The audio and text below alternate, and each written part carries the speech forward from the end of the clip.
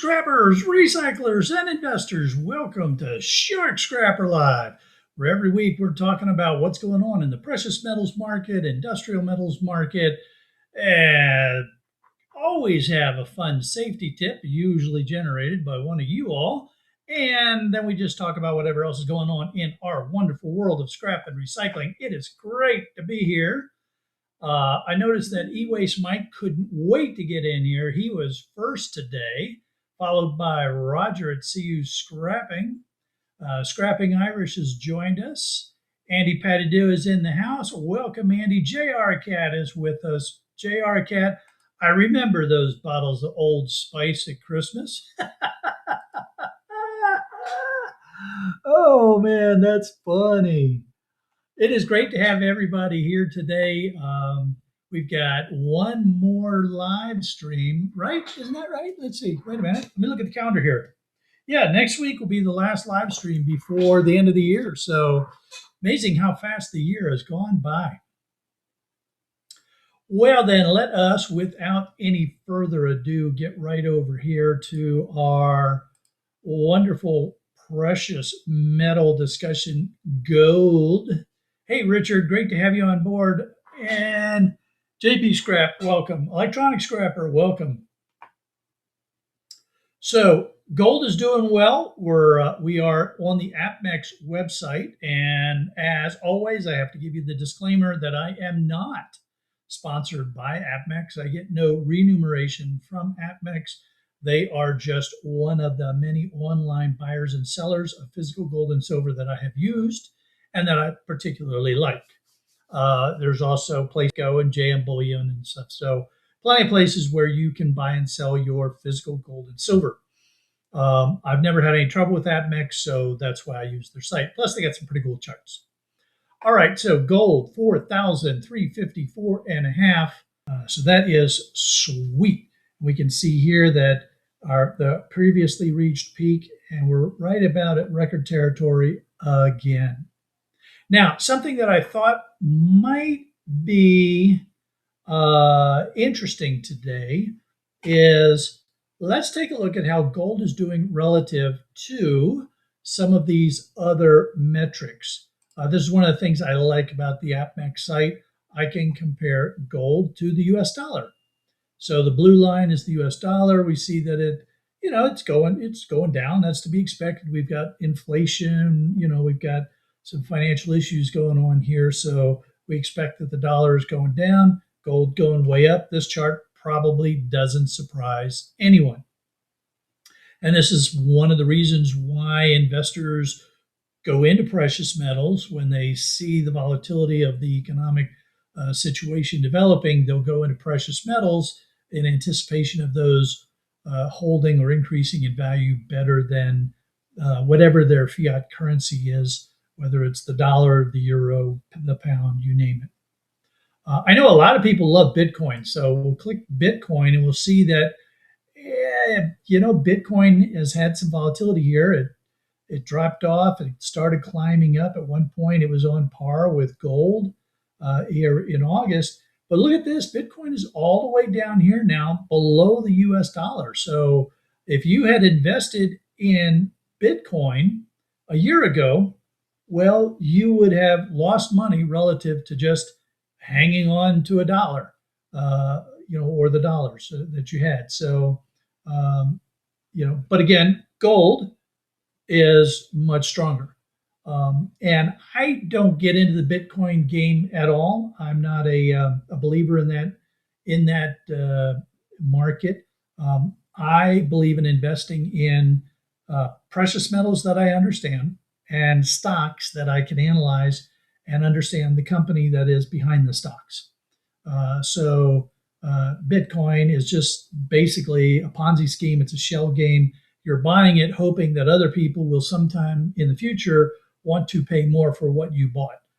So there's no real basis behind the Bitcoin, which is why I prefer to stay with gold, silver, or stocks of companies that I can understand. Speaking of stocks of companies that I can understand, let's take a look at the S&P 500. That's this green line, S&P 500. doing better than the dollar, doing better than Bitcoin, but not as good as gold. So, uh, that's an average of the companies that make up the S&P 500. So, it's not, and I, I mean, there are people that you just do the uh, uh, electric, the ETFs, the portfolios that follow, whether it's the S&P or the Dow or whatever. And that's, if you're not going to spend the time to investigate, to get smart on a company, then, one of those funds is not a bad way to do it. And let's see, what about crude oil? How's crude oil doing here? Crude oil's down even below the dollar. So there's your metrics all compared to gold. We know gold has been on a tear. So none of this should surprise anybody today.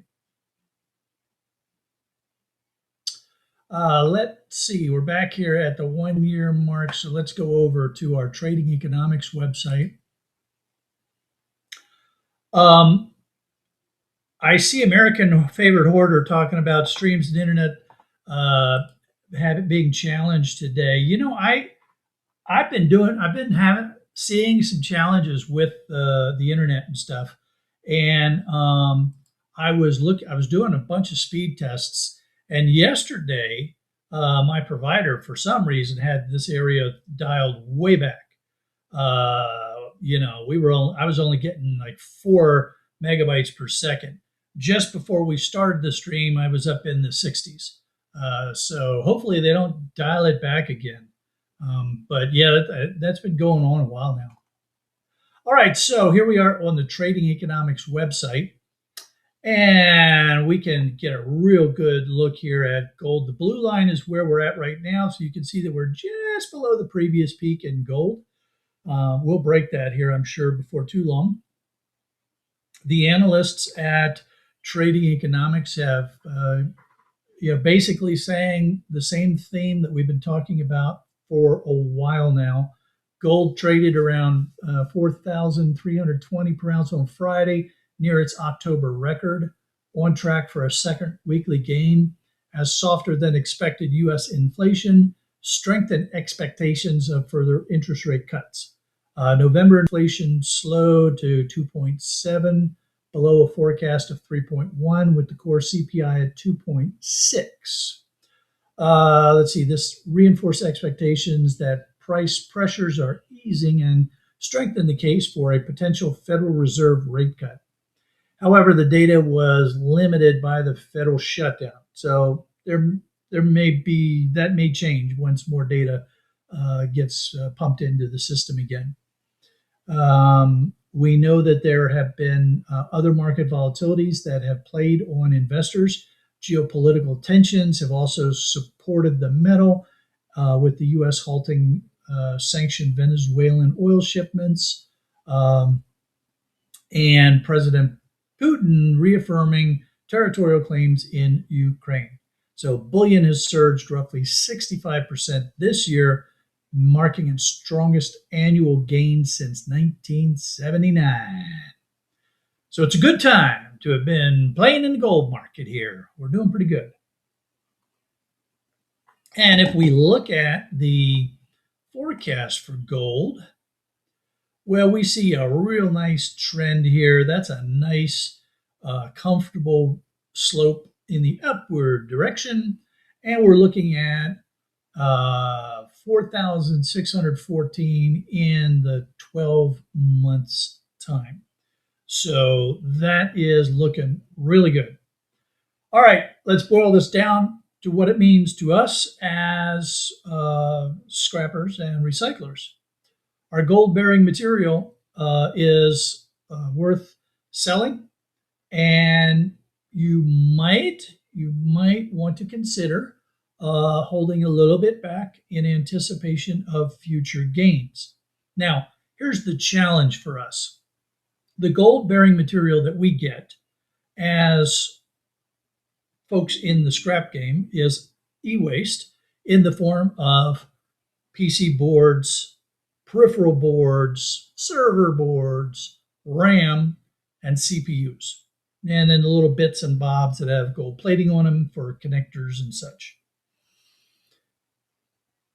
The boards, the server boards, the PC boards, those things can take up a lot of space. So stockpiling, hanging on to those for future price gains is challenging just because they take up a lot of space, right? But RAM does not take up that much space. CPUs do not take up that much space. ICs do not take up that much space.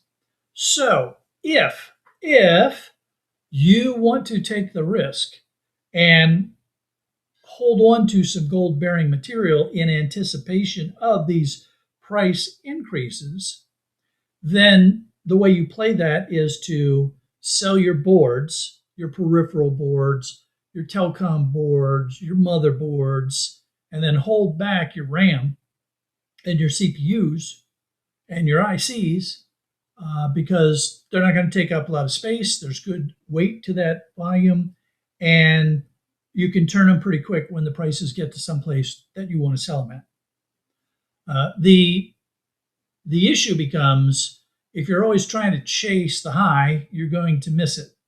So you do want to say to yourself, okay, when will I sell it? At what point? And then stick to that strategy. It's a challenging thing to do. Now, of course, if you're in this not as a hobby but as a business, well, you got to pay the bills. So that means you have to move things to get cash in order to pay the bills. So your thought process is going to be a little bit different than hobbyist that probably doesn't need the money in the first place, so they can hold on to things a bit longer. All right, well, let's get back to the summary. Let's go over to the comments here. I'm going to come over to the comments and let's see what kind of stuff has been going on while we've been talking about gold.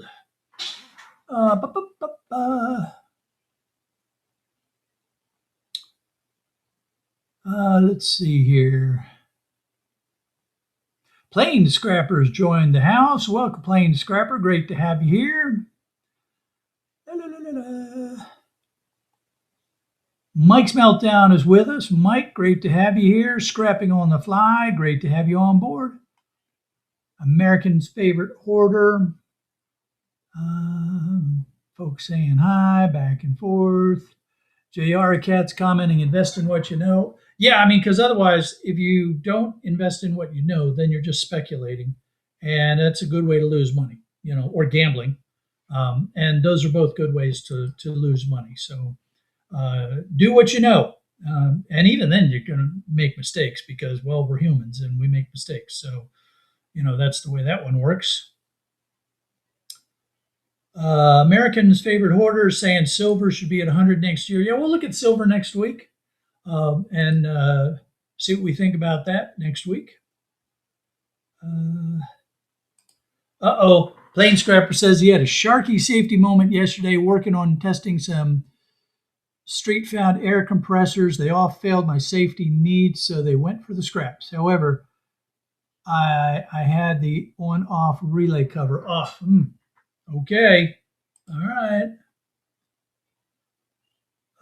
Richard is saying for the last 20 years, I've put $50 a week into his retirement plan. I put some into crypto just to see.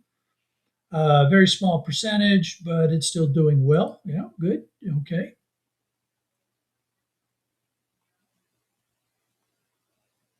Oh, and then you realized it was still plugged in. I see where the safety issue got involved there, Plane Scrapper. Hope you're okay, man.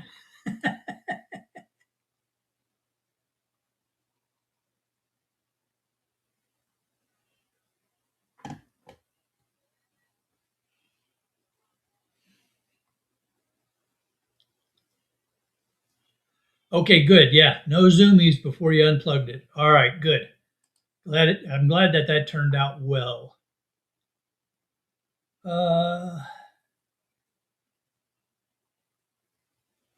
Richard's talking about removing his gold, so that's cool. JR Cat is waiting till the first of the year to sell Been cleaning out barn and garage, found a wheelbarrow full of boards that are going in. A wheelbarrow full, that's cool. I just see, somebody walking down the street with a wheelbarrow full of boards. Like, yeah, here we go. Oh, man.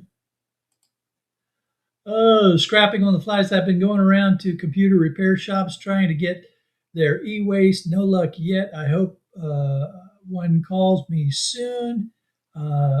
He's struggling bad. Yeah, good luck with that, man. I hope that works out for you. Hopefully, folks will reach out to you. I have had good luck with IT shops in the past, but again, I do it as a business. So when I approach them, I'm buying it from them. I can, provide them a copy of my price sheet. I can update it as I need to. It's a business to business transaction, so it's a little more motivation for them to sell their material to me. But I hope that works out for you, and you get through on things. All right. Well, it is time to get on with our safety topic for the day, and I had some good choices this week, inputs from some various people. Copper Stripper, the person that works with Mike, E-Waste Mike there, managed to have a little run-in with the Copper Stripper machine. Fortunately, no damage was done. Mike had a little run-in with the wrong end of his brick hammer. And J.R. Cat talked about getting a tetanus shot. And so I got to thinking there's a common theme running through all of this that makes for a really good safety discussion. Tetanus, and why we want to make sure that we have our tetanus vaccines up to date. So let's talk about tetanus first of all. Tetanus is a serious disease. By the way, this is the Mayo Clinic website. There's plenty of good places where you can go to get good information on things like this. But I like the Mayo Clinic. They do a good job. Anyway, tetanus is a serious disease of the nervous system caused by a toxin-producing bacterium. The disease causes muscle contractions, particularly in the jaw and neck, which is why it's commonly called lockjaw. Severe complications can be life-threatening, and there is no cure for tetanus. If you aren't vaccinated and you get tetanus, then the medical hospital will treat the symptoms and provide care until the toxins resolve. And hopefully you make it through that. But the vaccines are very effective, and as adults, if we keep up with our vaccines at least once every 10 years, you'll be fine. You won't have to worry about it. And you'll see a little bit later on, they'll talk about if you don't know when you last had your tetanus, then you probably want to talk to your doctor and get a booster shot.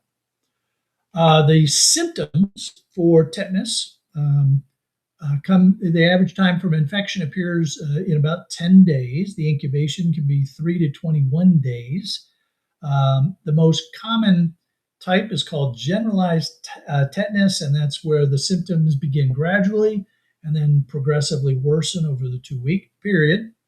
The painful muscle spasms they talked about, it'll get so bad that you'll have what they call a tetanus smile because your cheeks, the muscles will just pull up and you'll be smiling because you can't do anything. The muscles have just contracted up like that. You'll have trouble swallowing. Your body will arch back and your arms will get pulled up. I was going to put some pictures up of people in these later stages, but they're very disturbing, so I decided not to. But if you Google pictures of people suffering tetanus related symptoms, it's very disturbing. You don't want to get this. Let's just say it's disturbing. Okay.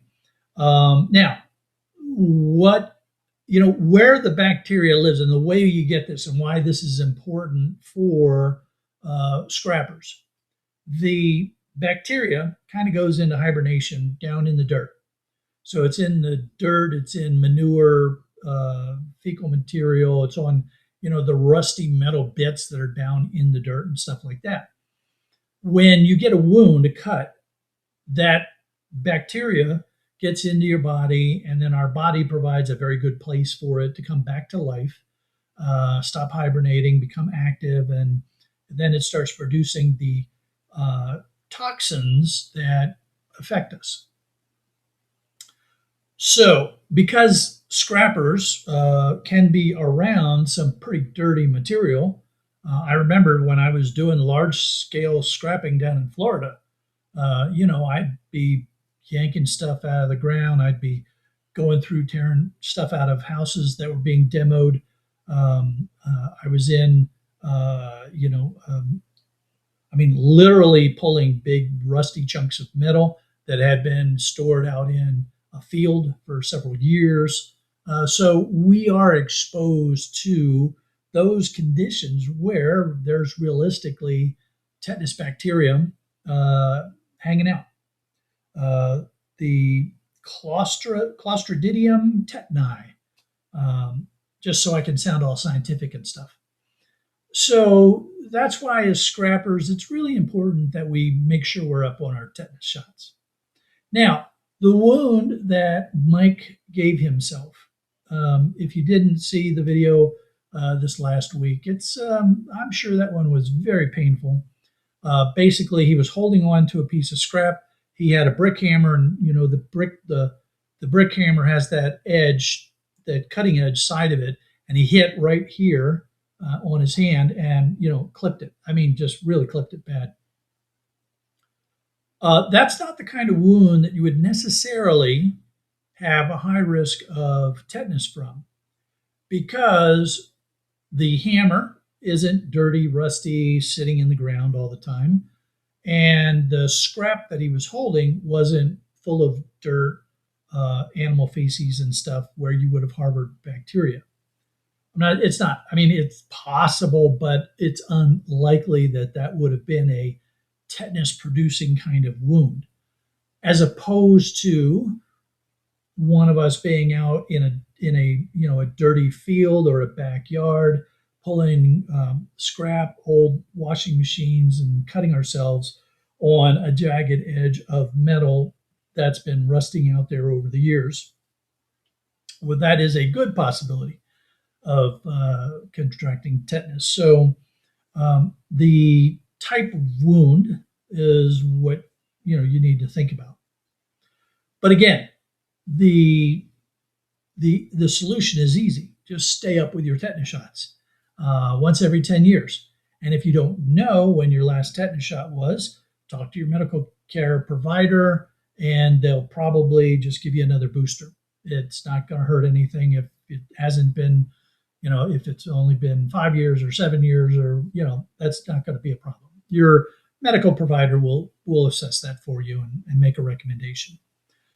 So really important to pay attention to that, especially in our line of work, just because we're so easily exposed to potential tetanus kind of situations. All right.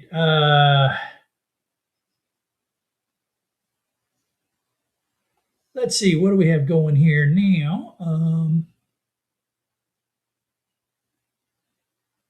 We've got some recommendations for scrapping on the fly. That's cool. You're welcome, scrapping on the fly. Yeah, I know you got some work to do, man. But you're trying. You're working it. You're doing the best you can. So you hang in there and keep at it. Richard says he had lockjaw as a teen. Didn't know why, but I lost a bit of weight. Wish I could get it again. Yeah, I think there's other ways. There's easier ways, less painful ways to lose weight. I don't think I'd go down that road necessarily. Roger ran a piece of fencing through his. I remember that. That wasn't that long ago. Okay for tetanus, but 3 days, but got 3 day stay for MRSA. Yeah, ouch. We hurt ourselves a lot in scrapping, don't we? I mean, even when we try hard to do it all right, we just seem to get injured a lot. Tdap is good vaccine. This is plain scrapper. Typically, they suggest you get this if you have kids or grandkids. Tdap covers tetanus. Yeah, yeah, that's my understanding as well. Um,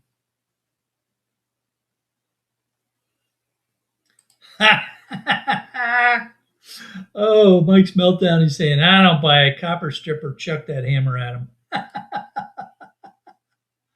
Oh, man. David Philly's in the house. Welcome. Great to have you here.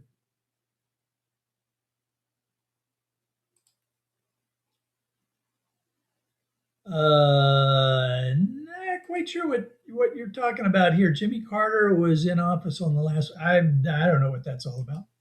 I must have missed something in some comments with some folks. Uh, uh, Richard saying two of his computer shops closed down last year, loaded with shop to process. Yeah, that's cool. Yeah, I've done some computer store closeouts. Got a video of some older videos from back when I was in Florida, and this one computer shop owner, he put everything in storage.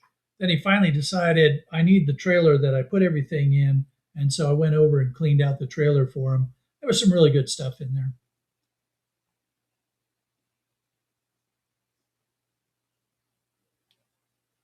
Yeah, Mike is saying that the most dangerous tools in his shop are the screwdrivers. Well, that's why it's important to clean your screwdrivers, right? Keep your tools clean. Oh man, as a welcome, great to have you here.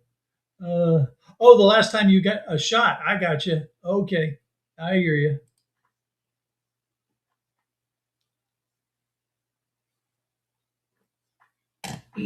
Okay, so um, as we usually do, from the safety note, what I would ask everybody to do is at some point here in the next week, take a look at your medical records and understand when you had your last tetanus shot. And if it's been more than 10 years or you have no idea when you had your last tetanus shot, then talk to your medical provider and see about getting it. Okay?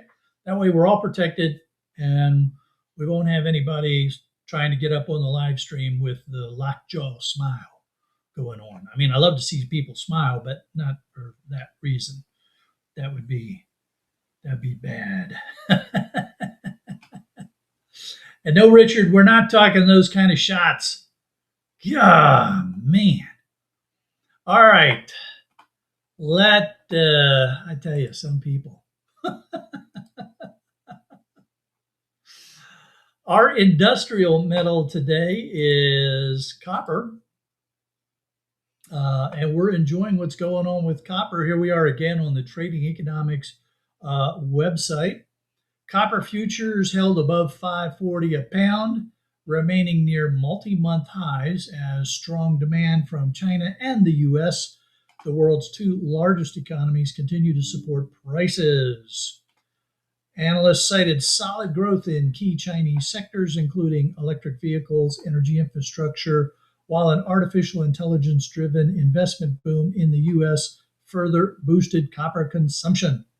Markets also remained very weary of the US tariffs on refined metals, which we can always talk about that in more depth. We know that the US right around here put tariffs on processed copper products. And it was the lead up to all of this that caused this crash.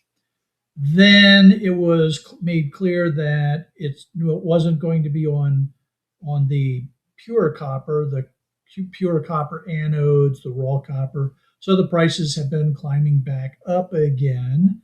There was also a lot of movement of copper into the United States ahead of this, so it kind of threw off balances in the London Metal Exchange and other things. And now investors are getting a little bit concerned that the U.S. may change their mind and add refined copper products to the tariff list. So prices are again rising with a bunch of volatility. Now, add to that, on the supply side, there are disruptions in global mining, particularly in Chile and Peru.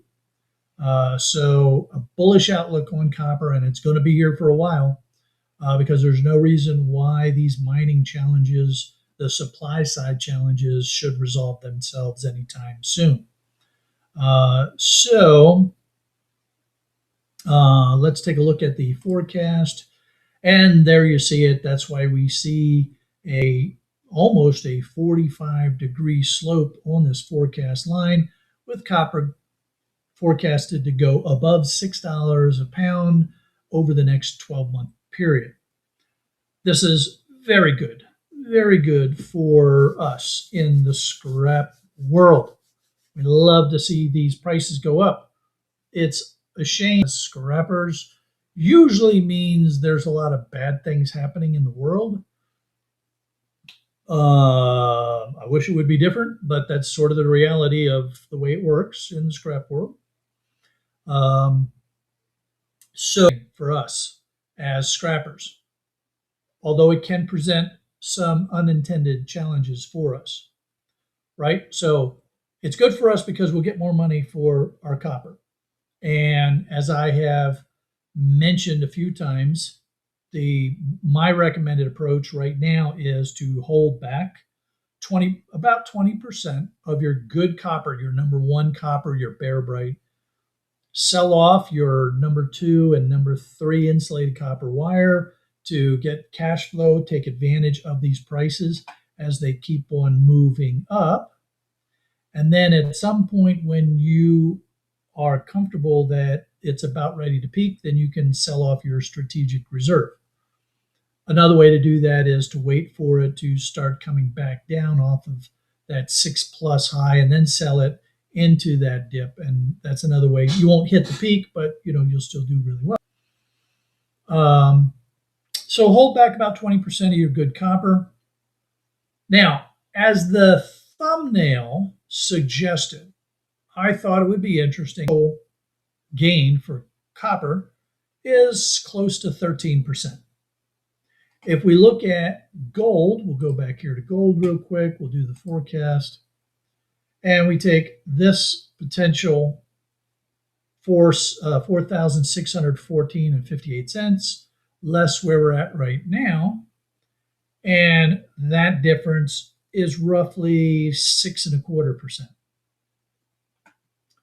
So you will actually make more money with your copper than you will your gold, because your copper is going to increase by almost 13%, whereas your gold is only going to increase by 6.25%.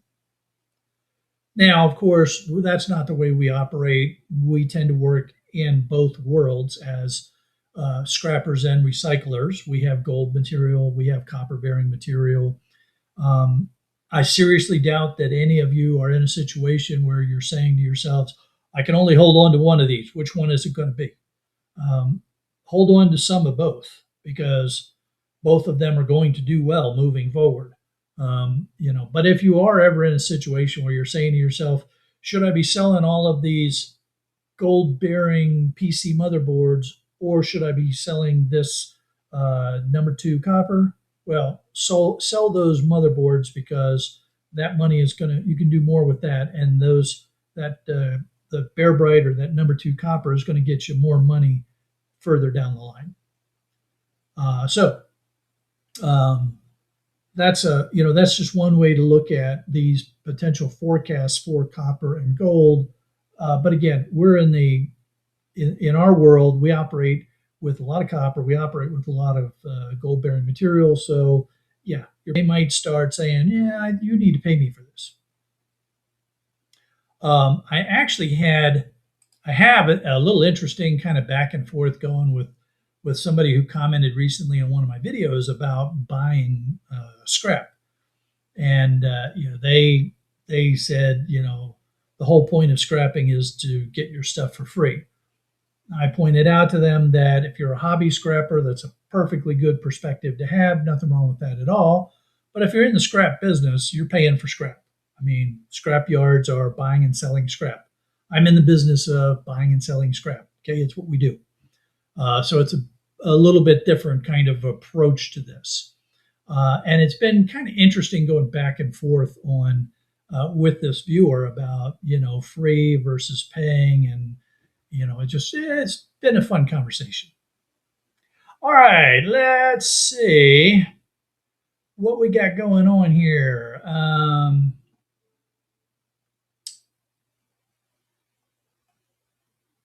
Ian has joined us. Welcome, Ian. Great to have you on board again.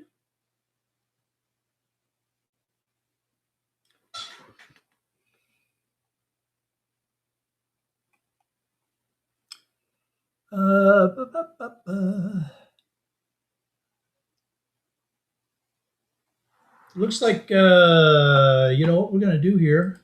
I see some comments about the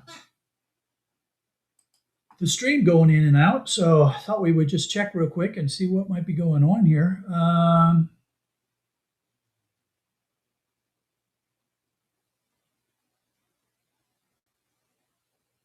Yeah, we're not doing too bad. They haven't throttled things. They are starting to throttle it down a little bit. It is lower than what it was when we first got started here, but not as bad as it was yesterday. So, and then again, we're also talking about this thing has to get to EV Mux, and EV Mux has to get it out, through YouTube. So somewhere there could be some hiccups in the linkages going on there. Let's see here. I'm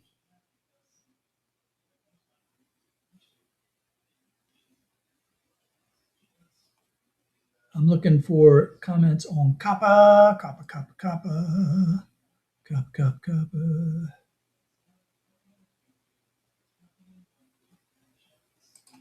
No, I did not. Oh, man. Well, Richard, I think we are having some solar activity actually, but I don't really think that's the issue. We've had some problems up here this last week or so. Whether it's my provider or we use Spectrum up here, and maybe they're having some issues. But there has been solar activity going on.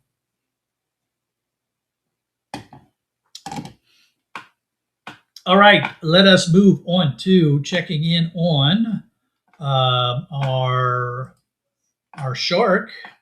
It's always good to see what Salvager has been up to. So remember, she started up here and she has been swimming down the east coast of the United States, and she is now down here in Florida. Look at that. She is rounding the tip. If you're out there off Key West, better watch out. She is rounding the tip down here. According to Dr. Hammerschlag, it is not at all unusual for great whites to make this trip along the east coast of the United States. So this is going to be so fun to watch what she does next. I'm really looking forward to watching how this plays out. Now, I just want to remind everybody that we will be coming in on adopting our second shark. Shiver members, that's folks that are in the YouTube membership program. If you're a Great White Shark member, you'll get to submit names for consideration. If you're at the other levels, you'll help us reduce those down to the 3 that we'll all vote on. So that's a lot of fun to do as we come in on our second shark adoption. So be thinking about those names, y'all. Yeah, heading into the Gulf, man. It's pretty cool.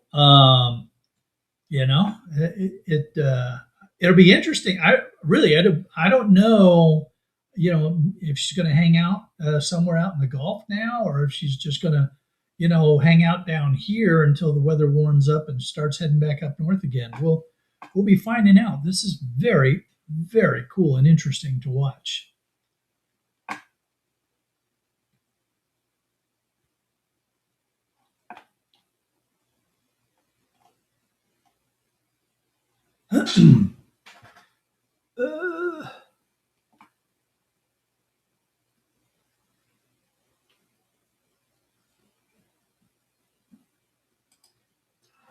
Uh, yeah, I mean, I've been busy researching gold recovery. I've been busy getting stuff ready, looking at places that I'll relocate into in order to allow me to do that.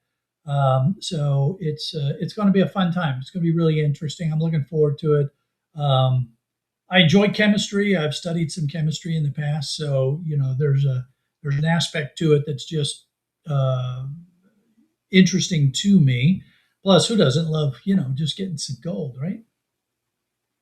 No, Ian, we are not going to call it Sharky McSharkface, okay?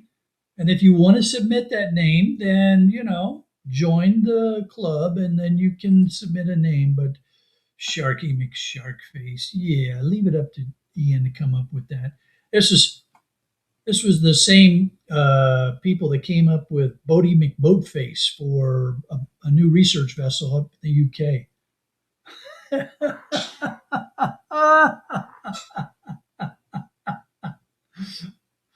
Oh man, yeah, yeah, I get it. I understand. I know where I came from. Uh,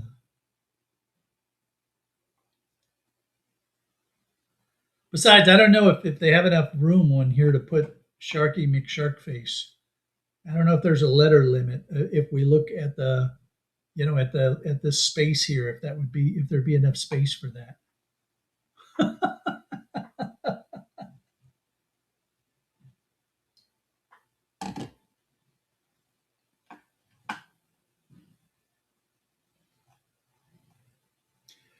Has everybody got their Christmas shopping done?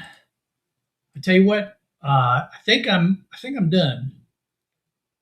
I think I still have some stuff that's coming in, so I'm expecting some packages still.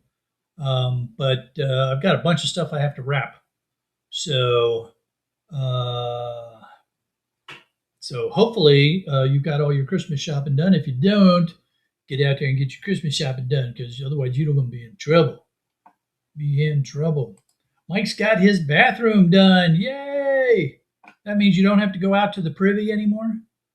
Um, but I'm glad that got taken care of for you. Uh, I saw this. No kidding. There was a YouTube video this week about why outhouses uh, have the crescent moon cut out in the door, and the history behind them. It was just I'm watching this video thinking to myself, really, there were people that actually spent time trying to figure out why there's crescent moons on the outdoor uh, porta pot the outhouses from old. That one just cracked me up. And the funny thing was that they could not find any true documentation on why. There was some references to there was a time when the crescent moon meant boys and a sun meant girls. Even that was kind of sketchy. That not quite certain, wasn't good documentation. There was some consideration to before hardware was very commonly available. They would cut the slide. When the crescent moon became Richard still needs to get some stuff wrapped. Uh, Still need to wrap stuff. I got hurt. I get hurt. My son's birthday is oh yeah. Well, that would suck for your son too.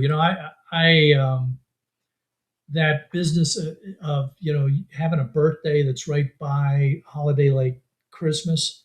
It's like your birthday is always Christmas, or Christmas is always your birthday, or it's like it's just I can understand where that can be painful both for the parents and for the kids. It's unfortunate.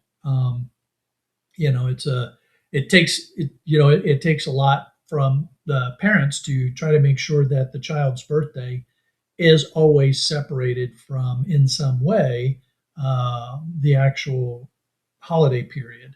And that can be a real challenge.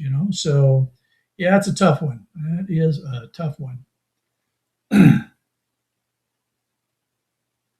I remember many years ago when one of my nephews was much younger, and he was trying to understand why there was going to be, why was everybody coming together and giving people presents and everything.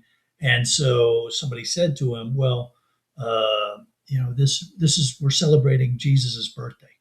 And it was funny as all get out. You can just imagine this little 6, 7 year old, and he slaps his head and he goes, oh, it's Jesus's birthday. Oh, it was just cracking me up. Just cracking me up.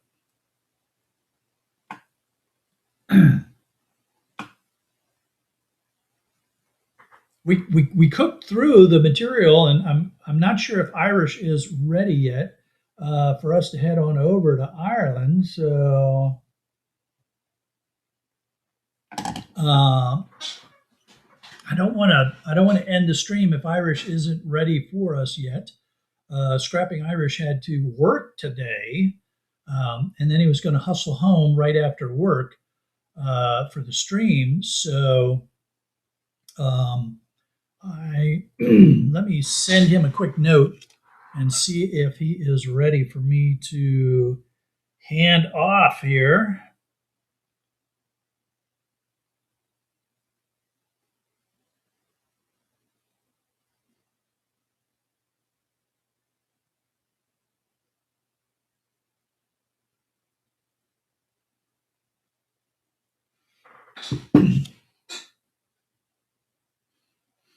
Okay, we'll give you a minute. All right, let's see. We keep it separate. He gets Christmas presents and then birthday presents. I get both along with property taxes and grandkids. Yeah, I hate December. Oh, man. What a crack up.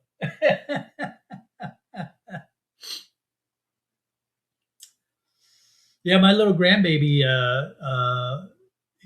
is um, a month old now, so we'll be dealing with that with my little granddaughter now. So that's pretty cool. But hey, grandparents are supposed to spoil grandkids, so that'll be fun. We'll just be spoiling the kid.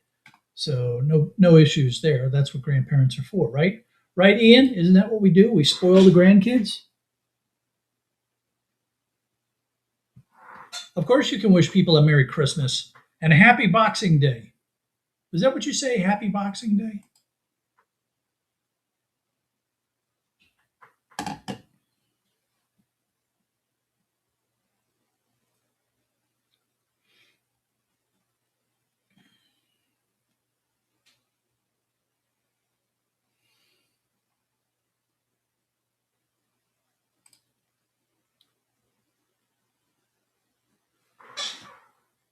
Mike saying he has several nieces that are December, January babies. We do their birthday parties in June, just for the weather. Oh, okay, interesting.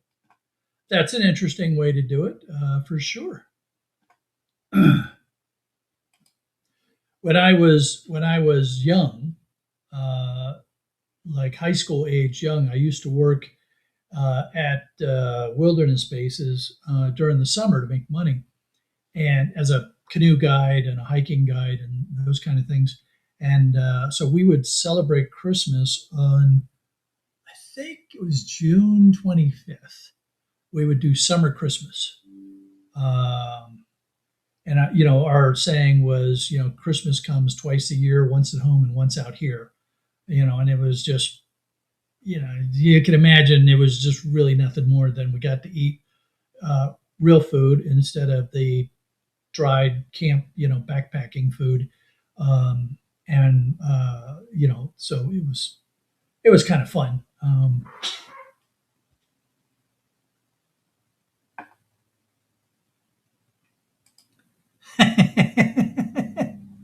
Yeah, no, it doesn't work that way at all. Does not work that way at all. In fact, the kids will be lucky if they get anything because the grandkids are going to get it all. That's for sure. All right, so Irish is good to go. So we're going to head on across the pond. Um,